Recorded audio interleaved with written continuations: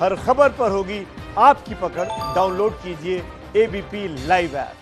चीन आकार के लिहाज से दुनिया का तीसरा सबसे बड़ा देश है, लेकिन दुनिया में जमीनी सीमाओं वाला और सबसे ज्यादा सीमा विवादों वाला बड़ा मुल्क भी है। खास बात तो यह कि वो किसी एक मुल्क से विवाद में वो दूसरे मुल्कों को भी शामिल कर लेता है और फिर खुद अलग हटकर उन्हें लड़ा देता है।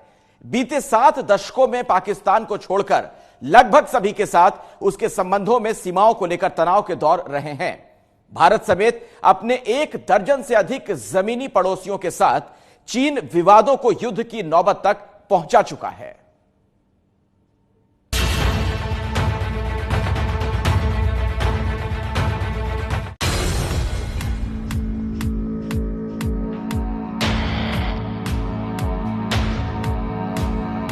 क्या भारत और नेपाल को लड़ा रहा है चीन? क्या भारत की सरहदों पर टेंशन बढ़ाना चाहता है चीन?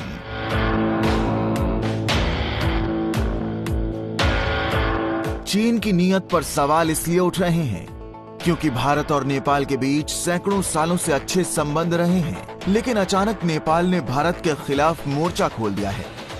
ताजा विवाद यह है कि नेपाल की संसद ने भारत की आपत्तियों को दरकिनार करते हुए और कुछ भारतीय हिस्सों को अपना बताते हुए नया नक्शा पारित किया है। ऐसे में बरसों के रिश्ते को झटका लगना लाजमी है। साथ ही ये साफ करता है कि चीन जैसा पड़ोसी भारत नेपाल के रोटी बेटी के रिश्ते में तनाव का तीखापन घोल सकता है। जिस देश के साथ भारत की खुली सीमाएं हों, जहां के लोगों की आवाजाही, कामकाज, रोजगार पर किसी तरीके की पाबंदी न हो, उस देश की संसद से यदि चीन में पैदा हुए कोरोना वायरस को लेकर तोहमतों के तीर भारत पर चलाए जाएं, तो शंका के सवाल उठना स्वाभाविक है। कैलाश मानसरोवर के लिए बने रास्ते को लेकर आपत्तियां अगर पशुपतिनाथ की नगरी काठमांडू से आ रही हो, तो इस बात का अंदाजा लगाना मुश्किल नहीं कि अब वहां ड्रैगन के पंजों की पकड़ मजबूत हो रही है। कैलाश मानसरोवर के लिए बरसों से चले आ रहे लिपुलेख मार्ग पर नई सड़क को लेकर नेपाल की अचानक उपजी नाराजगी नया नक्शा जारी करने तक पहुंच गई। भारत ने 8 मई को नया नक्शा जारी किया तो ताबड़तोड़ नेपाल की केपी शर्मा ओली सरकार ने जवाबी नक्शे का दांव चल दिया। जल्दबाजी इतनी कि कालापानी को नेपाल का हिस्सा बताता नक्शा पहले जारी किया गया और उसके लिए सबूत खोजने और जमा करने वाली विशेषज्ञ समिति बाद में बनाई गई। जाहिर है इस खेल के तार कहीं और जुड़े हुए हैं। जानकार मानते हैं कि अक्टूबर 2019 में हुई चीनी राष्ट्रपति शी जिनपिंग की यात्रा के बाद से काठमांडू में ओली सरकार ने रंग बदलना तेज कर दिया था। साफ है कि चीन भारत और नेपाल के रिश्ते में भी एक त्रिकोणीय विवाद बनाने का पैंतरा खेलने की तैयारी कर चुका था। नए नक्शे में नेपाल ने भारत के लिए अहम कैलाश मानसरोवर तक जाने वाले रास्ते पर पड़ने वाले लिपुलेख दर्रे को अपना हिस्सा बताया है, ताकि लिपुलेख के रास्ते कैलाश मानसरोवर जाने के लिए भारत के लोगों को नेपाल की भी मंजूरी लेनी पड़े। साथ ही भारत, नेपाल, चीन के बीच ओम पर्वत पर बनने वाले ट्राई जंक्शन को भी नक्शे पर दूसरी जगह ले जाने का प्रयास किया गया है। भारत जैसे बड़े और ताकतवर पड़ोसी देश के साथ चीन सीमा विवाद में टेंशन ट्रायंगल का खेल काफी लंबे समय से खेल रहा है। इसमें कभी वो पाकिस्तान को मोहरा बनाता है, तो कभी भूटान के सीने पर बंदूक तान देता है और कभी फिर वो काठमांडू का कार्ड चलता है। मंशा साफ है, चीन चाहता है कि भारत अपने पड़ोसी देशों के साथ सीमा विवाद में उलझा रहे, लेकिन चीन खुद को इसमें थर्ड फैक्टर बनाए रखना चाहता है, क्योंकि अगर भारत के अपने पड़ोसी देशों के साथ सीमा विवाद सुलझ गए तो भारत एशिया की एक बड़ी सुपर पावर बन जाएगा।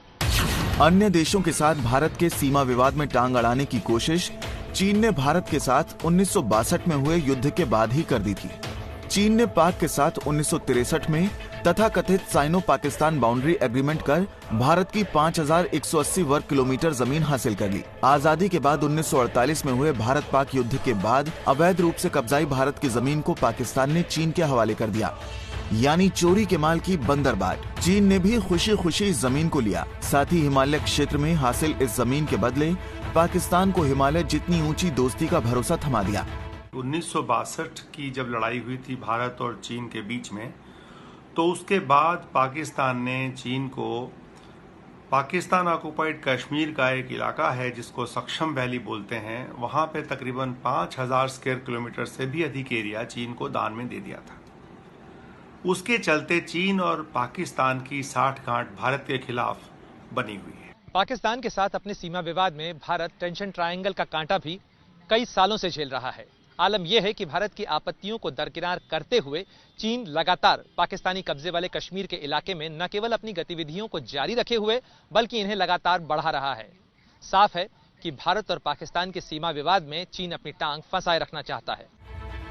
पाकिस्तानी कब्जे वाले कश्मीर के इलाकों को ही अप्रैल 2015 में चालू की गई अपनी महत्वाकांक्षी चाइना पाकिस्तान इकोनॉमिक कॉरिडोर परियोजना का अहम केंद्र बनाया। भारत भूटान चीन सीमा पर हुआ डोकलाम विवाद भी ट्राई जंक्शन यानी सीमा तिराहे पर हुए त्रिपक्षीय विवाद का ही नतीजा दिखाई पड़ता है। दरअसल भूटान और चीन के बीच में किसी भी तरह के कोई राजनयिक संबंध नहीं है। कई बार चीन ने कोशिश की है कि भूटान के साथ कूटनीतिक संबंध बनाए जाएं, लेकिन भूटान ने इसमें किसी भी तरह की कोई दिलचस्पी नहीं दिखाई है। इस बीच जब 2017 में चीन ने आक्रामक सड़क निर्माण और अपने सैनिक लाव लश्कर के साथ भूटान को डराने की कोशिश की तो मदद के लिए भारतीय सेना को आगे आना पड़ा। ये चीन के लिए अनपेक्षित जरूर था, लेकिन 70 दिनों के सबक के बाद चीन ने डोकलाम में अपने इलाके में न केवल तेजी से सड़क परियोजनाओं को आगे बढ़ाया बल्कि भूटान के खिलाफ अपने दबाव की आंच भी बढ़ा दी। चीन के दबाव में होने वाले भूटान को कोई भी परिवर्तन सीधे तौर पर भारत को प्रभावित करने वाला है।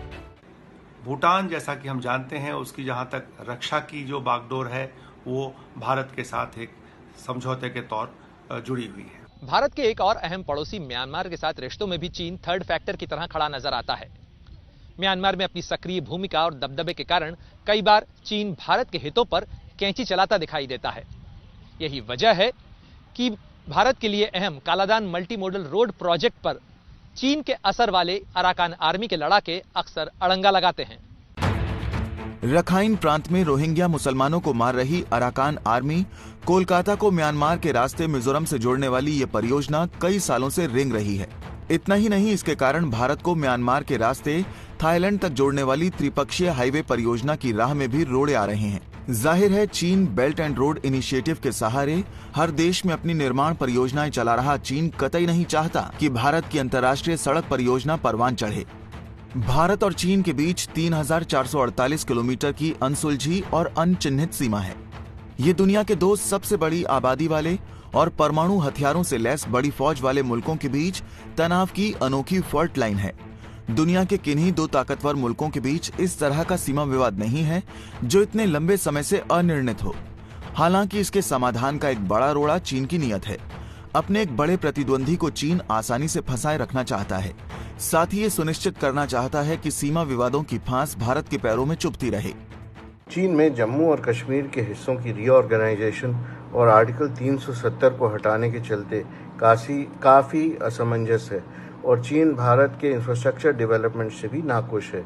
इसलिए लाइन ऑफ एक्चुअल कंट्रोल के कई सारे पॉइंट्स पर चीन ने घुसपैठ और सलामी टैक्टिक्स का सहारा लिया है। बीते कुछ दशकों में चीन के सीमा विवाद की एक्सरे रिपोर्ट में कुछ बदलाव नजर आते हैं। मसलन भारत को अगर छोड़ दे तो चीन ने अपने लगभग सभी पड़ोसी देशों के साथ सीमा विवाद सुलझा लिए हैं, लेकिन इसी दौरान चीन के समंदर में सीमा विवाद लगातार बढ़ते जा रहे हैं। चीन न केवल अपनी एक बड़ी नौसेना तैयार कर रहा है बल्कि उसे जताने की कोशिश भी कर रहा है। ऑस्ट्रेलिया की ला ट्रोब यूनिवर्सिटी में एशियाई मामलों के सुरक्षा विशेषज्ञ निक बिस्ले कहते हैं कि चीन के मूल हितों में 1950 के बाद से काफी बदलाव आया है। जैसे जैसे आर्थिक साधन बढ़े, चीन की सीमा विस्तार हसरतों में भी इजाफा होने लगा। साल 2000 के बाद से समंदर में उसके सीमा विवादों की संख्या खासी बढ़ी है। जापान के साथ लगे पूर्वी चीन सागर और वियतनाम, इंडोनेशिया, फिलीपीन से सटे दक्षिण चीन सागर में विवाद गहराया हुआ है। यहाँ तक कि कोरोना संकट के दौरान भी इस इलाके में तनाव कम नहीं हुआ। ताइवान और चीन के बीच का तनाव यूं तो 70 सालों से चला आ रहा है, मगर इसकी आंच भी बीते कुछ दिनों में बढ़ गई है। चीन के नक्शे को अगर देखें तो नजर आता है कि 22,000 किलोमीटर से ज्यादा लंबी जमीनी सरहद वाले इस मुल्क के बड़े पड़ोसी केवल रूस और भारत ही हैं। रूस के साथ अपने सीमा तनाव को उसने बरसों तक बनाए रखा और तब सुलझाया जब सोवियत संघ विघटन के बाद कमजोर हो चुका था। वहीं भारत के साथ 3,488 किलोमीटर लंबी सीमा को वो जानबूझकर नहीं सुलझा रहा।